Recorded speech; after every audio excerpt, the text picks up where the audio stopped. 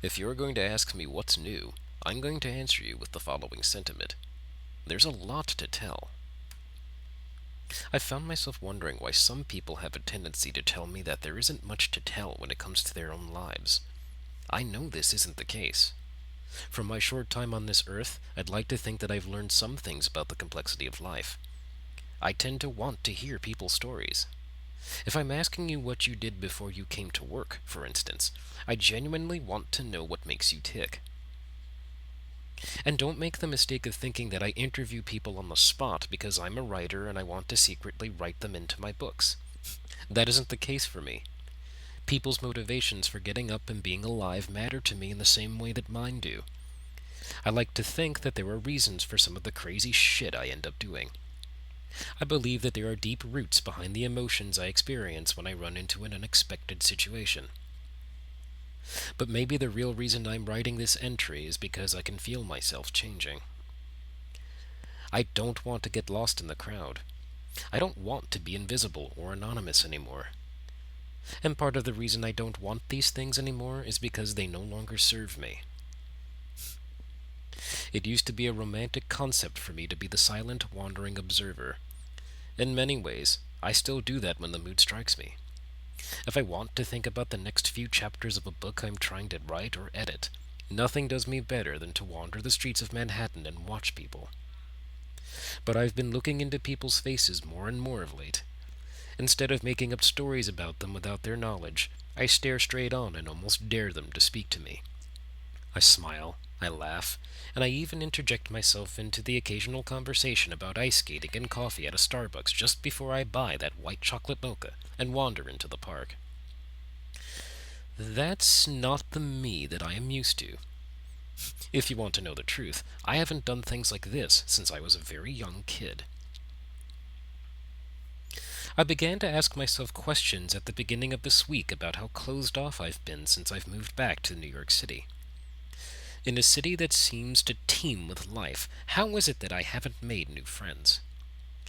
Oh yes, it still appeals to me to some extent to keep myself a mystery, to hold on to the secrets of my sordid existence. But how secret is my presence on this planet going to remain if I'm busy trying to make a career out of writing?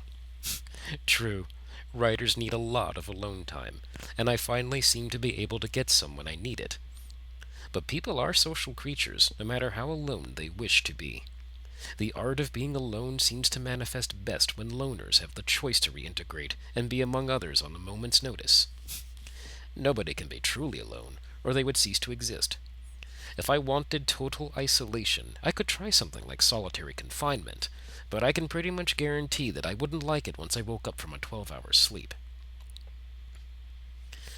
Certain aspects about my history are still very difficult to reconcile.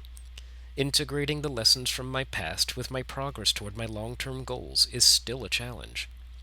But utter silence and self-isolation both fly in the face of everything I truly know about myself. I can yammer with the best of them. I can hold my own in a political debate or a contest to see who could murder the most songs in a karaoke standoff. Life is so damned funny to me these days that I stop every few minutes and laugh at nothing in particular. How can I not explore social interaction when I've trained myself to read people so well? That's easy. What I learned about people was how to read extreme and negative emotion. I can tell right away when someone is a bully, a sexual predator, a child abuser, or just not a nice person. But that's a lot like a police officer who can spot a perp at 50 yards before he or she does anything to get themselves arrested. After decades of honing that skill, it's become clear to me that it actually keeps me pretty separate from people. Don't misunderstand me. It's a fine thing to be able to tell these sick individuals apart from the rest of the populace, if you mean to live another day on this planet or otherwise avoid trouble. I'll neither understand nor accept child rapists, but I can spot them a mile off thanks to my past experience as a mental health professional. It helps to have a family member who was in law enforcement for more than 2 decades. But if you were to ask me if a woman was attracted to me, for instance, I'd say that more than half the time, I would give you the exact wrong answer. So here's to a new challenge for me coming in 2013. I haven't waited that long to start the journey, but I'll certainly continue it. The rule, if I want to call it that, is simple. I'll hold my head up high, stop pretending that I'm invisible, and I'll stop turning around and looking for trouble whenever I hear excited shouting in my own neighborhood. It seems simple, doesn't it? Don't think for a minute that this is not a major undertaking for me. But spending years in a shell after having been dealt a crappy hand by life has finally gotten old. I've already reclaimed writing as a part of my being. It's time for the next step. It's time to stop playing the social ninja.